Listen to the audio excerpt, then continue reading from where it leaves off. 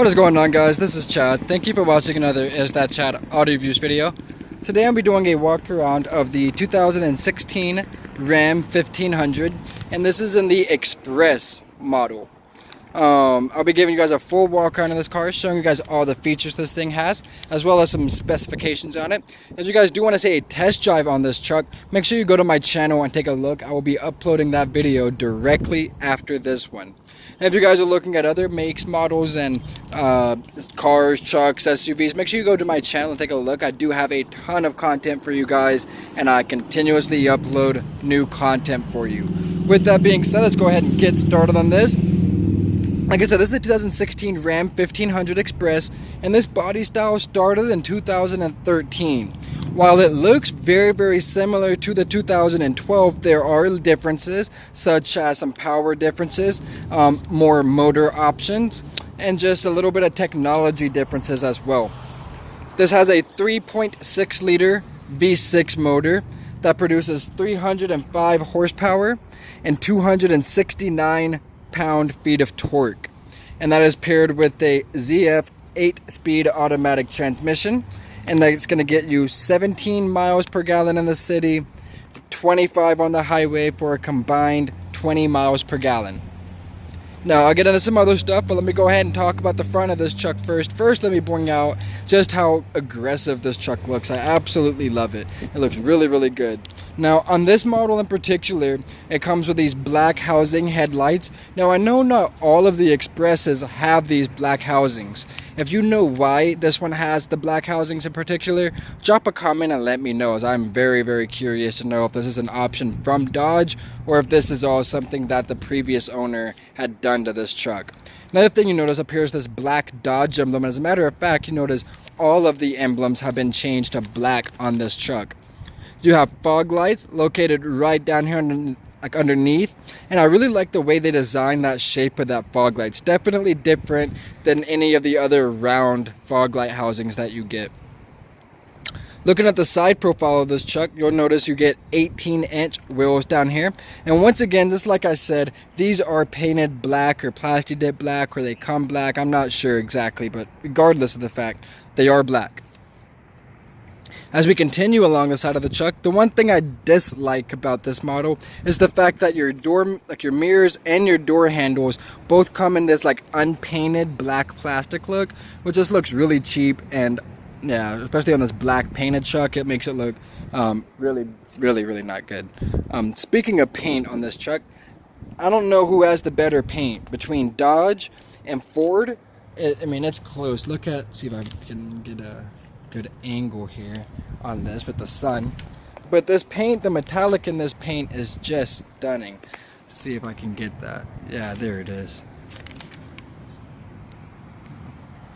It's absolutely beautiful. I think the Ford may have just a little bit more metallic flake in it, but regardless, it's really nice. Now as I work my way back here to the back of the truck, you'll notice this is going to be a crew cab with a short bed. It's going to be 5 feet 7 inches long, and it has a payload capacity of 1,660 pounds. That's the max for the truck, and then it can actually tow all the way up to 10,350 pounds, and that's the max for this truck. This truck is the 2-wheel drive version. I know the 4-wheel drive model obviously does tow a little bit more. I'll go ahead and show you guys the bed of this truck.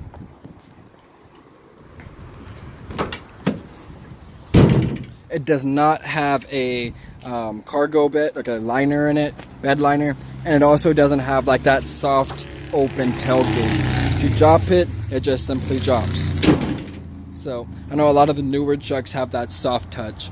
Now this one in particular has this AMP Research bed cover, which I am a big fan of. I really like this thing. I was playing around with it a little bit, and it's really nice bed cover there. So go ahead and keep it closed.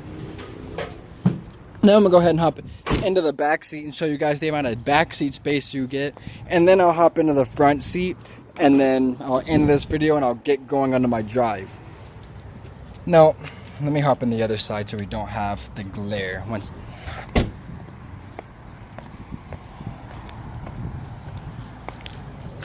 Okay. Here we go. Much better. So you can see it is going to be a bench seat back here in the back. And nice thing about these bench seats is it lifts up and then it gives you a little bit more cargo area back here. And it's sunk down a little bit so you can still keep your stuff in there even after you fold the seat back down. So, really nice. But that's not the best part of it. You actually also get a lot more storage spot. You actually get this right here, and this is really deep. Very, very deep. So that's probably my favorite part of it. And you get one on the other side as well. Now, as far as space in this truck goes, you can see, now I'm 6'1", and I'm not cramped in this thing at all. I still have plenty of leg space in here, plenty. Head space, ton of head space, ton of shoulder room. This is a big truck, man. This is really, really nice. There is no armrest right here in the middle. This doesn't fold down at all. You do get a couple cup holders, as I'm sure you guys noticed a second ago, and then you get some air vents. I don't know how well these air vents work. They're way down there. Way down there. But I'm glad they have them. That's for sure. So now let's go ahead and hop into the driver's seat and see what everything looks like up here. Now, if you guys do like this video, please make sure you go ahead and give this video a thumbs up and share it with anybody you know that may be in the market for one of these trucks. If you have any questions, comments, or concerns, make sure you drop that comment for me so I can read it. Now, this truck does not have smart entry system, push button start, or remote engine start. It's just your regular, standard Dodge key that they've had for quite a while now.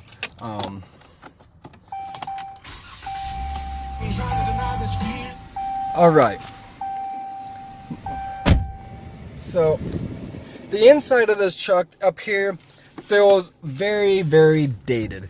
It feels old school. Don't get me wrong, I like it. It's simple. There's nothing I necessarily dislike about it. It's just old. You have a tiny radio here, but it is still touchscreen, which is better than I can say for a lot of things, a lot of cars. So I do like that part of it, and it's not too bad at all. Your gear selector here is still going to be your little circle turn dial thing, which is kind of strange, but I like it. No complaints there. I actually like this more than the on the tree shifting, so I like that. Looking down here, you have a little bit of additional storage right there. You have, of course, your center console right here with a couple plug-ins for power. And then tons of cup holders, 3 cup holders up here for some reason.